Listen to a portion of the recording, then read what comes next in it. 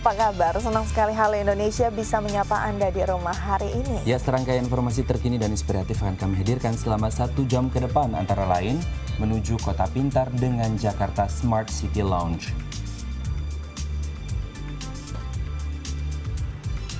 Ada pula upaya menyediakan air bersih dengan instalasi master meter.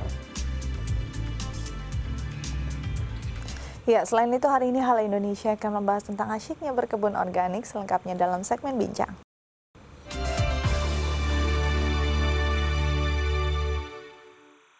Gubernur DKI Jakarta Basuki Cahayapurnama kembali mengeluarkan inovasi baru, yaitu telah dibangunnya sebuah ruang pusat komando Jakarta Smart City. Ya, hal ini bertujuan untuk memantau keadaan kota Jakarta secara langsung, sehingga permasalahan yang ada di ibu kota dapat segera tertangani. Jakarta Smart City Lounge didirikan oleh pemerintah Provinsi DKI Jakarta sebagai bentuk keseriusan pemerintah dalam meluncurkan aplikasi telepon pintar Smart City. Terletak di lantai 3 Gedung B Balai Kota Jakarta Pusat. Ruang komando seluas 500 meter persegi dilengkapi dengan fasilitas pengontrol seperti layar LED dan ruang operasional tim. Petugas Jakarta Smart City Lounge akan mengontrol semua aduan warga yang masuk ke aplikasi Smart City, seperti aduan kemacetan lalu lintas, aduan wilayah banjir, aduan gangguan PKL, aduan pohon tumbang, hingga aduan sumbatan parit. Suara aduan yang masuk nantinya akan diteruskan ke unit pemerintahan DKI Jakarta, seperti kelurahan atau kecamatan. Petugas di ruangan komando juga dapat memantau langsung keadaan aduan lewat kamera pemantau atau CCTV yang diletakkan sebanyak 153 titik di wilayah DKI Jakarta. Selain itu, ada pula ruang staf serta ruang meeting yang berfungsi sebagai tempat koordinasi dan komunikasi para pemimpin daerah. Pembangunan Jakarta Smart City Lounge telah menghabiskan biaya sebesar 20 miliar rupiah. Pada awalnya sebenarnya kita sudah pertama kali ya, kita membangun sebuah aplikasi dulu. Terus kemudian ternyata butuh showroom ya, butuh orang ngelihat bentuknya seperti apa sih, makanya akhirnya dibangun juga semacam operation center, tapi kita tidak ingin operation center saja, tapi kita padukan dengan co-working space, jadi nanti bisa dilihat ya, kita nanti bisa tengok sendiri, sini ada co-working space, supaya yang kita tampilkan itu juga bisa dilihat juga oleh masyarakat yang lain dan juga bisa dijadikan sebuah benchmark mungkin ya. Hal lain yang menarik dari JSC Lounge ini tidak hanya berfungsi sebagai ruang pemantau kota Jakarta, melainkan juga dapat digunakan sebagai wisata edukasi bagi anak-anak dan masyarakat umum yang mau melihat secara langsung keadaan kota Jakarta, yang dibuka setiap akhir pekan saja. Pembangunan ruang pusat komando ini nantinya akan diluncurkan secara resmi di hari ulang tahun Kota Jakarta pada 22 Juni 2016 mendatang. Hal ini juga menjadi bukti kepada masyarakat bahwa DKI Jakarta saat ini telah menuju kota pintar. Wiwit Purnamasari, Rizky Arifanto, DAI TV. Kompleks Balai Kota DKI Jakarta kini telah memiliki masjid megah dan agung yang diberi nama Masjid Fathahillah Balai Kota. Keberadaan masjid ini tak hanya dimaksudkan sebagai sarana ibadah bagi para pegawai dan tamu, namun juga sebagai pengingat kepada Sang Pencipta dan dapat dijauhkan dari perbuatan korupsi.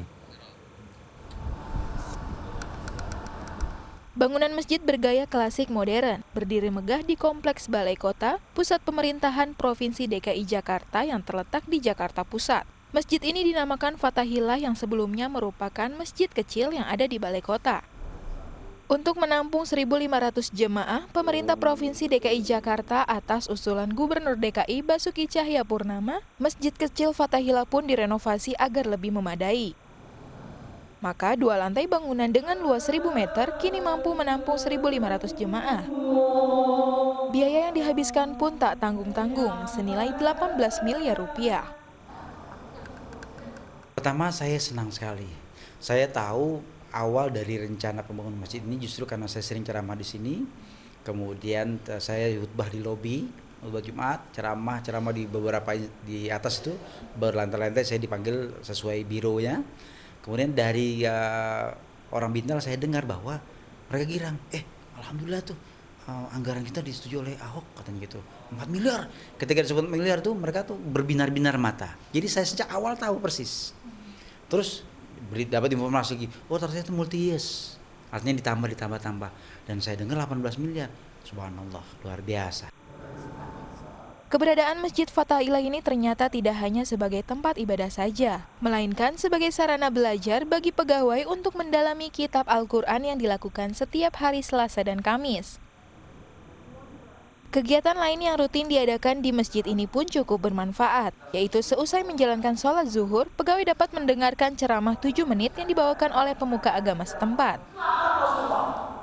Pendapat saya ya, kami sebenarnya sih udah lama banget gitu mendambakan ada masjid di sini kan ya. Selama ini kan musola kecil di sini ya.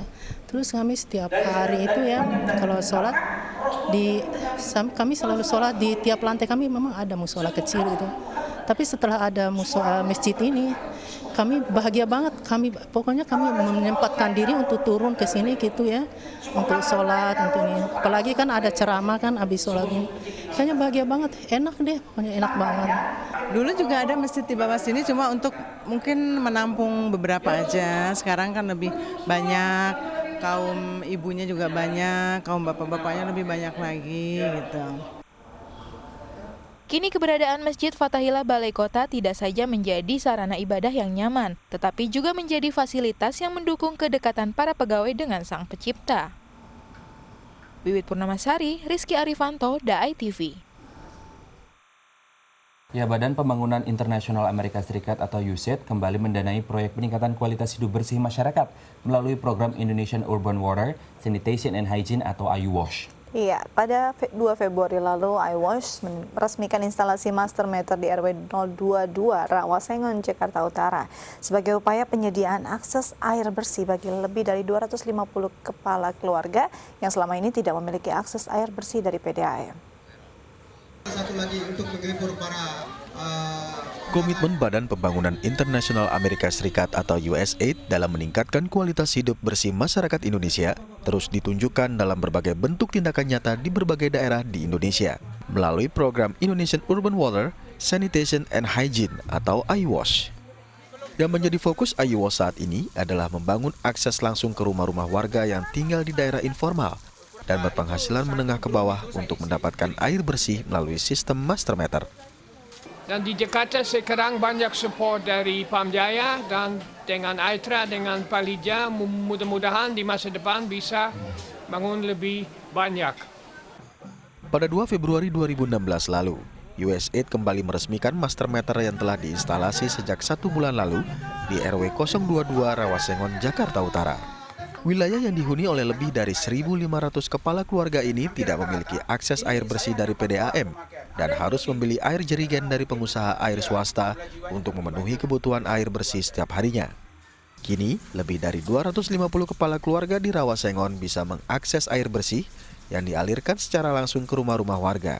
Tentunya dengan biaya yang jauh lebih murah dibanding air bersih yang selama ini disuplai oleh pengusaha air swasta dalam bentuk air jerigen. Proses instalasi master meter di RW 022 Rawasengon ini dimulai sejak November 2015 dan mulai beroperasi pada Januari 2016. Dalam hal ini, IWASH memfasilitasi seluruh proses instalasi saluran dari meter induk yang terpasang di daerah yang memiliki jaringan aliran air PDAM untuk kemudian dialirkan dan ditampung ke tangki di Rawasengon sebelum disalurkan ke rumah-rumah warga di daerah tersebut.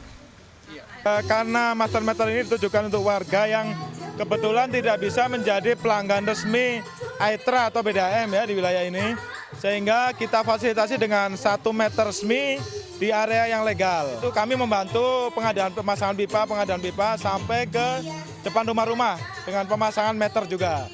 Jadi nanti penggunaannya adalah meter yang dikonsumsi di rumah itu dibandingkan dengan meter yang dikonsumsi di meter induk, itulah yang akan ditanggung bersama oleh warga.